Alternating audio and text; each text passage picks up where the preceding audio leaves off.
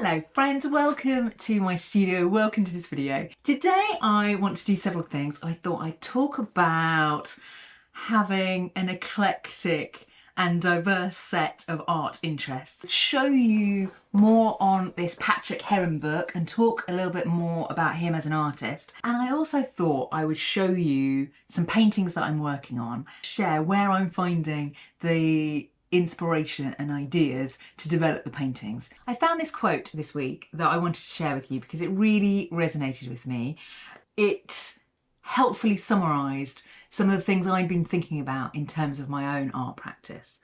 I was looking at my sketchbooks, and some of my current work in my sketchbooks is really diverse, eclectic, different, and I'm really happy about that. I think a sketchbook is a brilliant place to test the boundaries a little bit, to try things out, to try things on, to just experiment. And then at some point I try and cherry pick the things that I like and assimilate them together, combine them together, gather those diverse threads and use them in my art. So this is the quote that I found this week. I'm sorry I'm reading this out from my phone. I made loads of notes in preparation for this video. I printed them all out neatly. And now I've come to film it, I can't find them. I can't find the printout. So you'll just have to bear with me. So this is a quote from the author Anne Rice. She wrote the foreword to a Franz Kafka book. And in the foreword, she's summarising Franz Kafka's approach to creativity. So he was an author, Czech avant-garde author, and actually also did a lot of unusual, interesting drawings.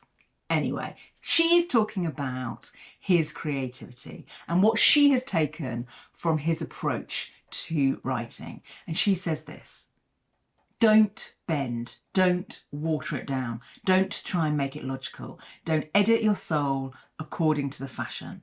Rather, follow your most intense obsessions mercilessly. And that really spoke to me this week. Don't self-edit, don't water it down.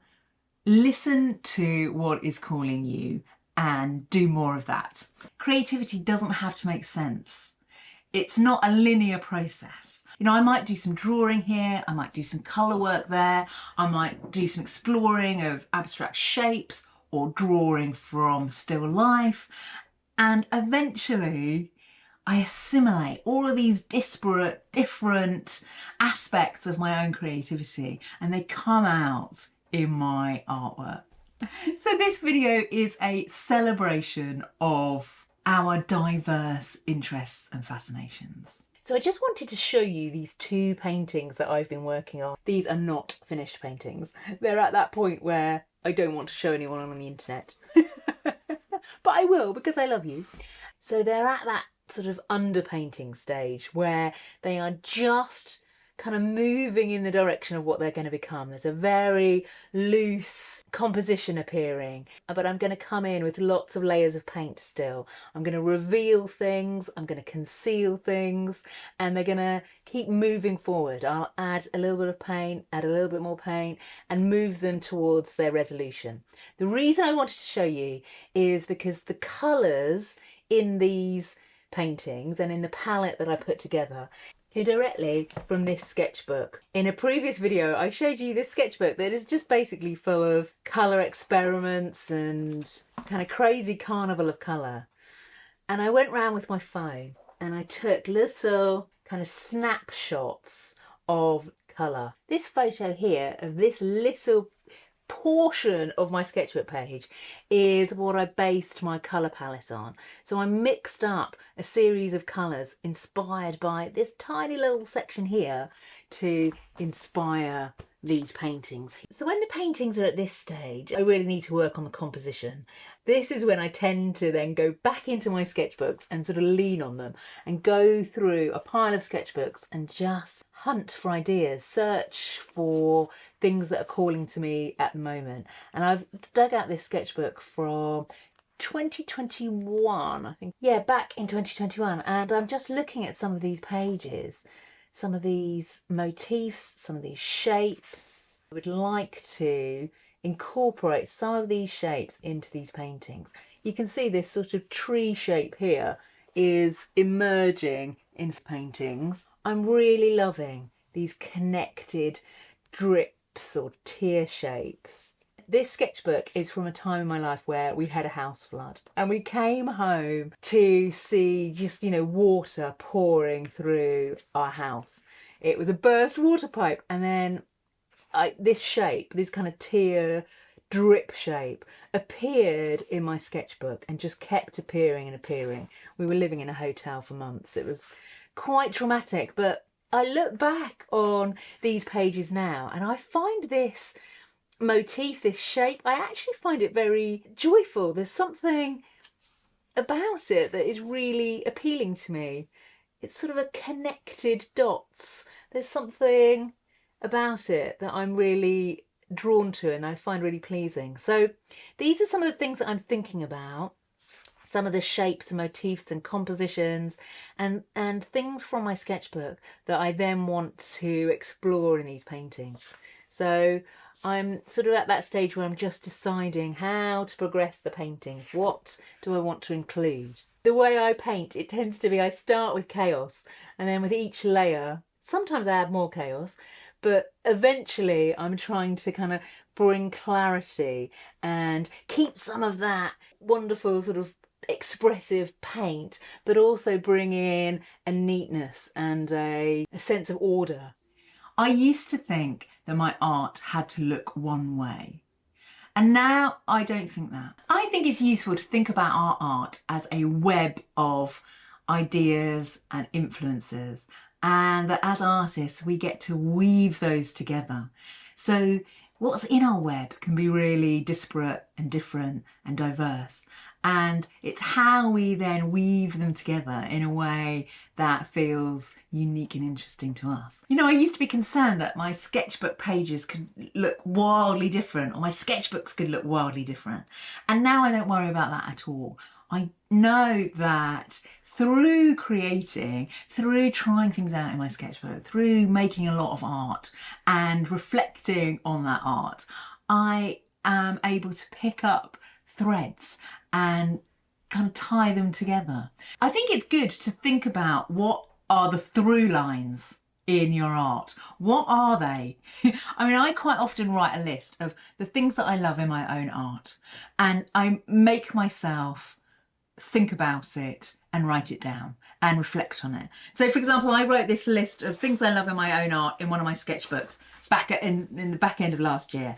And I said the things that I love in my own art are obsessive decorative detail, wildness combined with order, dots, strips, lines, stripes, bold shapes that have a sense of meaning. Quite a lot of the shapes that I incorporate into my art mean something to me. They come from something I've seen in the world or something I'm interested in the world, and then I develop them into shapes in my art.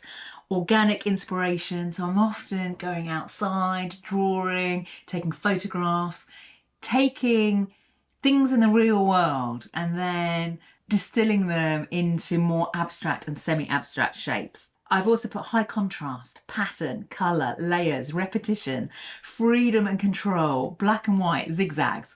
So it's a really useful exercise to write down, to think about at any point in time, a snapshot in time, what do you love in your own art? Can you articulate the feeling, the sense, the essence of what it is in your own art that you're drawn to? It's a useful exercise. And I think that then becomes my through line. So it's not about using just one material or one approach or all of my art looking the same. There's a cohesion in the things that I'm interested in that underpin all my art. And I used to be concerned and worried and thoughtful about the fact that, as a professional artist that uses art as their livelihood, that all of my art needed to have a signature style. It needed to be recognisable as mine. That is important, but I don't think that comes from just using one set of materials or just using a limited colour palette or just making art in one way. I think that my art is distinctive and looks like mine because I explore in my sketchbooks and try loads of different things out and then think, actually, what do I love? And then I bring these sort of disparate bits together and assimilate them and combine them into work that I think then reflects me as an artist. So here are these two paintings after a few more days in the studio, and hopefully you can see that they've moved on a little and how they were inspired by this sketchbook page or pages. So I've taken some of these motifs, some of the details, and added them in. And they're not finished still, but they are definitely moving in that direction. I love the fact that these paintings basically came from some colour combinations and explorations that I did in my sketchbook last week and some drawings that I did in my sketchbook 4 or 5 years ago. So their inception is birthed in my sketchbook, but taking a bit from here and a bit from there. And that's why I think a sketchbook practice can be so useful.